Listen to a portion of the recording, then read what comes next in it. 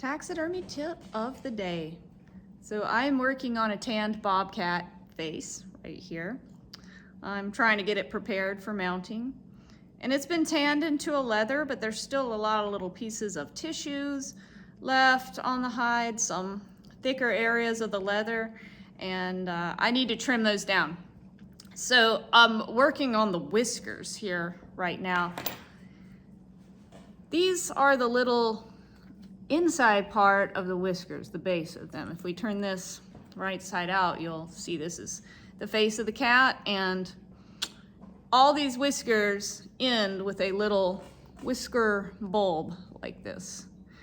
And if you don't clean out around each one, your whiskers are going to want to lay down as the mount dries and just be kind of difficult to position properly. Here on this side, I've not touched this side yet. So this is how it looks when it first comes out of the tan. You really can't see any definition there. There's still little pieces of tissue and meat. And so I've been working on opening up these whisker bulbs here. I've also cleaned this side of the face, got these eyelids all turned out. Working on getting my ears to the tips. And I'm also removing the cartilage from this nostril. This is soft and flexible, no cartilage, whereas on this side, there's some hard cartilage here. This side is just a mess, and I'm trying to clean it up like this side. So what I've been doing is taking my scalpel. I'm trying to see how close we can focus in on this. Can only get so close. I like to keep everything else wrapped up while I'm working so this hide doesn't over dry. But you want to work around each whisker base and be careful not to cut these. If you were to cut right here and shave one of these off, your whiskers will fall off, and that's what's going on right here. So this one particular base was cut, and you can see how this is the whisker poking through here. And it comes out. Now I can save this and put it back in the mount later, but that's what you don't want to happen, because your whiskers will just slide right out of the tube like that. So we want to try to not cut the bases of these things. So let's come over here to the messy side and let's get started. So you can see these rows, and I'm going to start by dividing them out like this. Kind of having to work at an awkward angle here so that we can film this, but you get the idea. They're in sort of a horizontal pattern, so we'll go this way and then we'll go that way. I want to make that checker mark pattern. And then one thing I find that's actually really helpful is to take this roughing tool. I normally use this for scratching forms, but if you go like this, this starts by kind of giving you some definition there in your whisker bulbs. So that now I can take my scalpel. Sorry, I'm trying to get this in the frame. Let's take the tip of our scalpel and just go around each one. Kind of go around the base and then scrape outwards.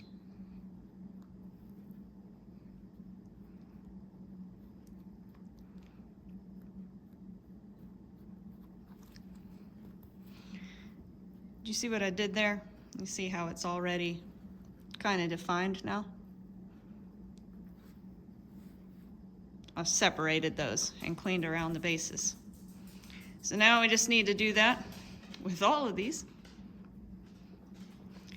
And those whiskers will be ready to set into some hide paste and clay on the face of the cat, and I'll be able to position them.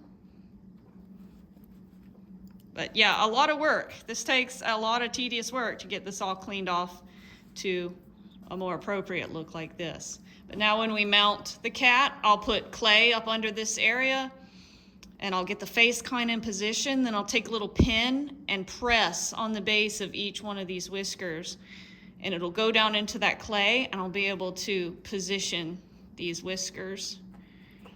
And then as they dry, the clay will lock them in. So we'll come back to that later, but let's talk a little bit about the nose. We need to clean the cartilage off of the nose. This one has been cleaned. This is just tanned skin right here, but it's soft. This, on the other hand, is a lot of cartilage and mess. So I'm gonna work to clean that off.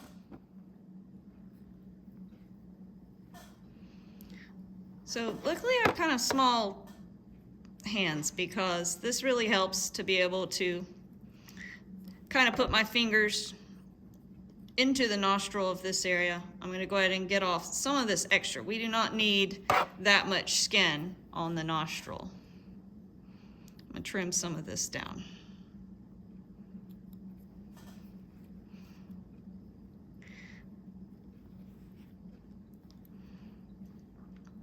Open this up a little bit more. Usually I do not get it 100% perfectly opened up before it's finished tanning, so this would now be the time we would do that. But so here's this big piece of cartilage here, and I'm gonna lay my pointer finger in there and then shave this off sideways. I'm just pretty much chipping that cartilage right off.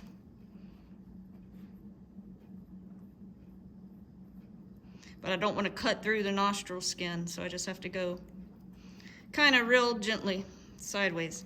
And then I can come down here and kind of stick my finger in there up this way and shave downward. And then from this side, we'll chip off that bit.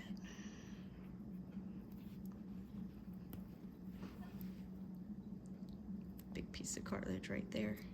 Some people use like little wooden dowels. If your fingers are too large, you can stick a dowel or something up in there. You just need something to shave against, but I like the gentle touch and sensitivity I can get with my finger laying against the skin.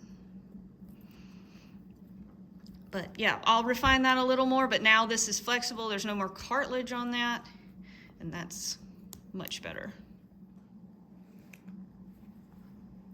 The eyes are pretty easy, really. I just come in here, open up the eyelid a little bit more.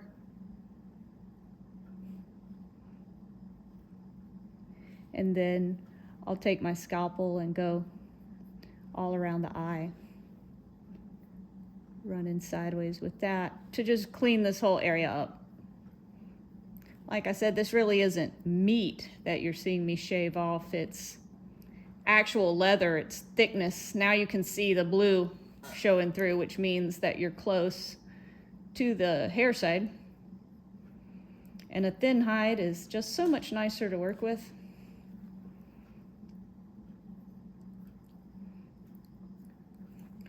They also have some little whiskers right above their eyes, and I'll really go at those in a very similar way as I did the main whiskers, by cutting those into slots and cleaning them out. Opening them up a little bit with the tool and then cleaning further with the scalpel.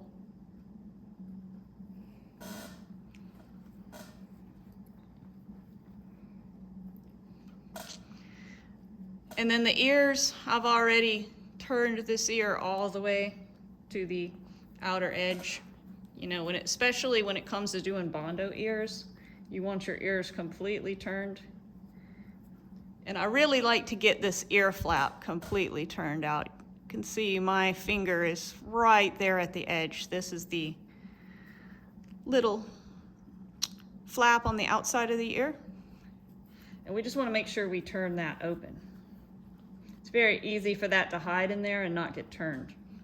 But you can see now from this view that it's been opened up. That's that ear flap right there. Whereas over here on this side that's not been done yet, this is just a total mess. There's no ear flap, it's hiding in there. If I was to turn this ear right side out. Get this where you can see it. Here's the ear flap right here, and my finger is right there. Like, this entire thing is not turned right now. And that's just gonna make for a not as good of a mount and not as much definition in that ear flap if you don't fix this before you do your Bondo ears or whatever. But it can be tricky because it looks like it doesn't even exist there, does it? Like, where's the line? What do you do? Well, I start by chipping away right here, gently with the tip of my scalpel, and as I get a little further along, I am gonna start to see a line. I don't know if you could see that, but it's like darker right here, lighter right here. This is the edge of that flap. I'm not cutting very hard. I'm just doing this enough to get this tissue to open up. And I've got my pointer finger inside this ear flap area, pushing on it, giving it that back pressure. I hope you can see a difference from earlier. Now we've gotten into that ear flap area, and that's much more defined. Now I'm just gonna clean up on the back of this cartilage, you know, get all this tissue and stuff off. I want the whole thing to be clean, much more like this side. And then this is ready for shampoo and Bondo ears, and I will mount this Bobcat.